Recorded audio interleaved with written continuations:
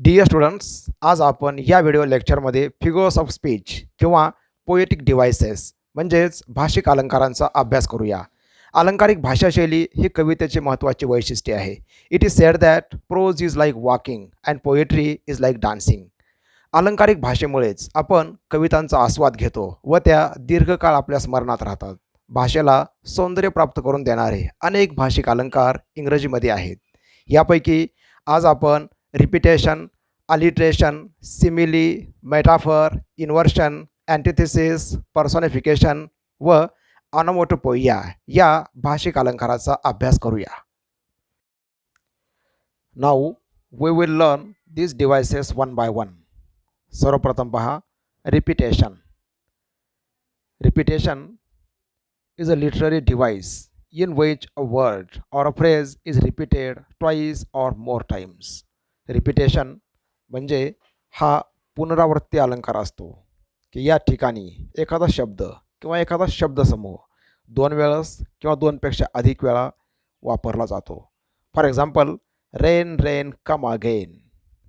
हे जे काही छोटीशी एक ओळ आहे, रेन रेन कम अगेन, या ठिकाणी हा जो शब्द आहे रेन तो आलेला आहे दोन वेळा. याचाच अर्थ this is an example of repetition. यानंतर पुढचं उदाहरण पहा. I whimper no more, postpone no more. This line is taken from song of the open road. या कवितेतून घेतलेली ही एक ओळ आहे. I whimper no more, postpone no more. या ठिकाणी no more no more, these words are repeated, so this is also an example of repetition. नंतर पहा example number 3. When I had money, money, oh. This line is taken from poem money. या ठिकाणी पहा जो शब्द आहे मनी तो आलेला आहे दोन वेळा. The word money comes twice, so this is also an example of repetition. अशा प्रकारे हा अलंकार तुम्ही अगदी सहजपणे ओळखू शकाल. मग ती पोएम कोणतीही असो, एखादा शब्द किंवा शब्दसमूह जर दोन किंवा अधिक वेळा आलेला असेल तर ते उदाहरण असतं रिपिटेशन या अलंकाराचं. यानंतर पुढचा अलंकार पहा, alliteration. Alliteration is repetition of the initial consonant sound in successive words. हा जो काही अलंकार आहे अलिट्रेशन, की ज्याला मराठीत म्हणतो आपण अनुप्रास अलंकार, या अलंकारामध्ये एखादा व्यंजन ध्वनी हा पुन्हा पुन्हा रिपीट होतो आणि हा व्यंजन ध्वनी सहसा शब्दाचं पहिलं अक्षर असतं. याची जवळपास सर्वच भाषेमध्ये अनेक उदाहरणे असतील अलिट्रेशनची. जसं हे दिलेलं उदाहरण पहा, fair is foul and foul is fair. या ठिकाणी साऊंड फ हा पुन्हा पुन्हा आलेला आहे. नंतर उदाहरण पुढचं पहा, time and the rain made a miracle, cherry tree. इथं पहा मेड अ मिरॅकल, या ठिकाणी म हा जो साऊंड आहे तो रिपीट झालेला आहे. याला म्हणतो आपण अलिट्रेशन. नंतर पहा, I hear the bright bee hum. या ठिकाणी ब्राईट बी ब साऊंड ब is repeated, so this is also an example of alliteration. इथं फरक पहा, जर एखादा शब्द किंवा शब्दसमूह रिपीट होत असेल याला म्हणतो आपण रिपिटेशन. जर फक्त व्यंजन साऊंड रिपीट होत असेल प प ट ट क क अशा प्रकारे तर तो अलंकार असतो अलिट्रेशन. यानंतर पुढचं पहा पोएटिक डिव्हाइस सिमिली. या अलंकारामध्ये डायरेक्ट कंपॅरिझन असते, याला म्हणतो आपण प्रत्यक्ष तुलना केलेली असते. Simile is a figure of speech that compares two different things using the words as or like. या ठिकाणी दोन भिन्न गोष्टींची तुलना केलेली असते आणि तुलनेमध्ये ॲज किंवा लाईक हा शब्द वापरलेला असतो. याला म्हणतो आपण डायरेक्ट कंपॅरिझन.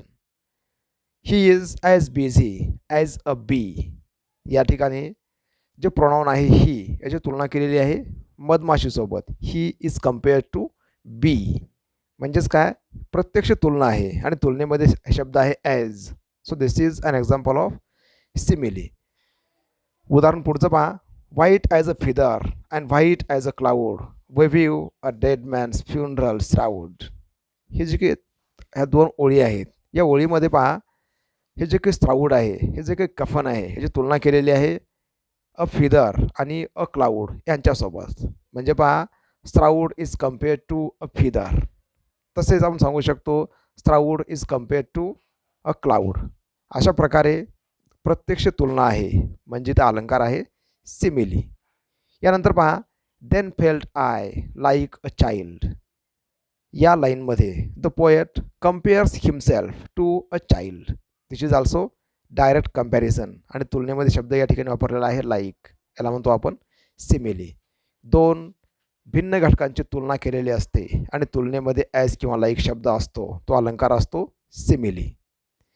यानंतर पुढचा अलंकार आहे पहा metaphor. There is indirect comparison in this poetic device. इथं व्याख्या सांगत असताना आपण म्हणू शकतो an indirect comparison between two different things is called metaphor. Here the words as or like are not used. Metaphor या अलंकारामध्ये अप्रत्यक्ष तुलना केलेली असते आणि तुलना करत असताना या ठिकाणी ॲज किंवा लाईक असा शब्द वापरलेला नसतो. सिमिली अलंकारामध्ये म्हणतो आपण यासारखं ते आहे, परंतु मेटाफरमध्ये म्हणतो आपण हे म्हणजेच ते. या ठिकाणी ॲज किंवा लाईक शब्द वापरलेला नसतो. जर आपण असं म्हटलं George was like a lion तर हे असेल सिमिली. जर आपण असं म्हटलं जॉर्ज वॉज अ लॉयन तर ते होईल मेटाफर. उदाहरण पहा she is a shining star in her class. या ठिकाणी पहा हे जे की प्रोनाऊन आहे शी याची तुलना केलेली आहे शायनिंग स्टारसोबत. ती म्हणजेच कोण आहे? शायनिंग स्टार आहे. शायनिंग स्टार म्हणजेच ती म्हणजेच shining star. One thing is described as another असं वर्णन केलेलं असतं मेटाफरमध्ये. I found a tree had come to stay it was very small 5 months child. आता या ठिकाणी पहा हे जे की चेरी प्लांट आहे या चेरी प्लांटची तुलना 5 महिन्याच्या मुलाशी केलेली आहे. 5 months चाइल्ड 5 महिन्याचे मूल म्हणजेच चेरी प्लांट.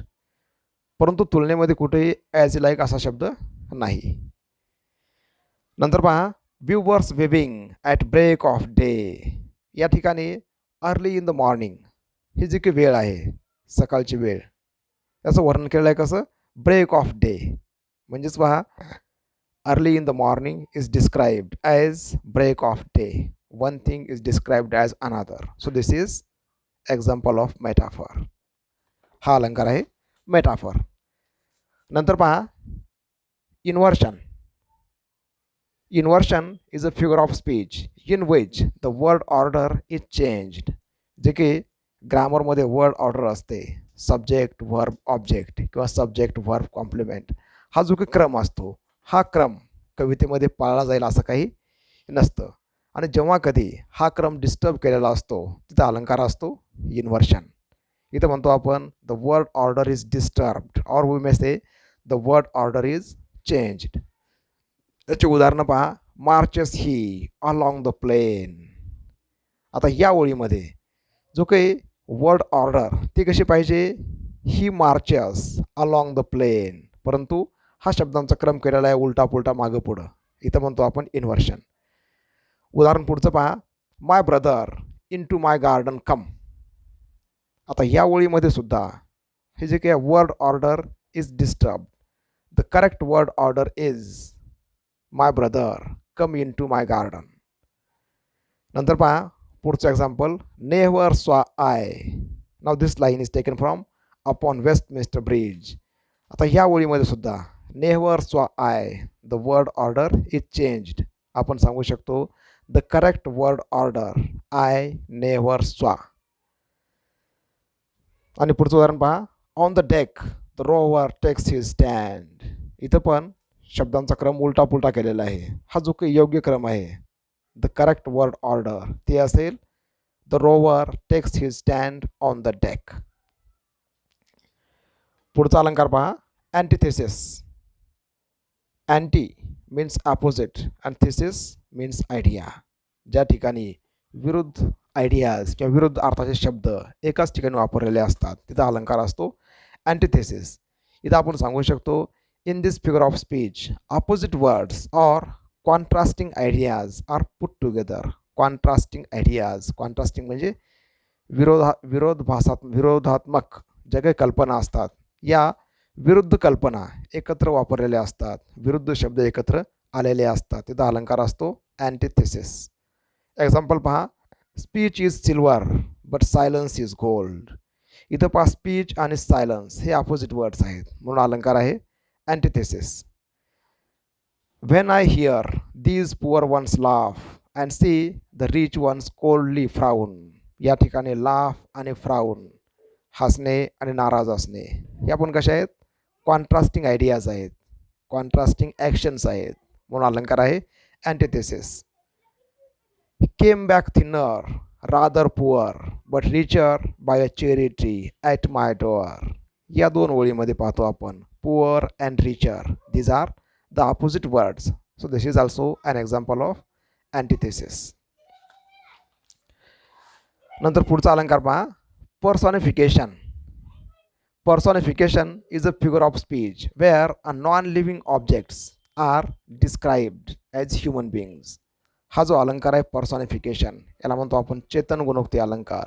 की या ठिकाणी हे जे की नॉन लिव्हिंग ऑब्जेक्ट्स आहेत यांचं वर्णन केलेलं असतं व्यक्तीसारखं, किंवा म्हणतो आपण human qualities are given to non living objects. हे जे की मानवी गुण आहेत ते आपण नॉन लिव्हिंग ऑब्जेक्ट्सला देतो, तिथं अलंकार असतो पर्सॉनिफिकेशन.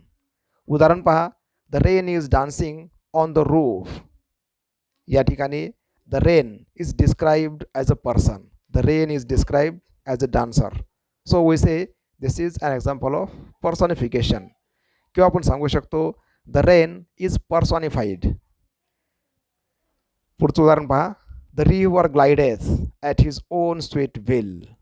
या ठिकाणी सुद्धा the river is described as a person. वर्णन कसं केलेलं आहे की नदीला इच्छा असते, स्वीट विल अशा प्रकारचं वर्णन केलेलं आहे. So we say the river is personified. The ship was as still as she could be. या ठिकाणी the ship is described as a person, the ship is personified. नंतर उदाहरण पहा पुढचं, onomatopoeia. Remember the spelling, ONOMATOPOEIA. Onomatopoeia is a figure of speech in which a word or a phrase indicates a particular sound.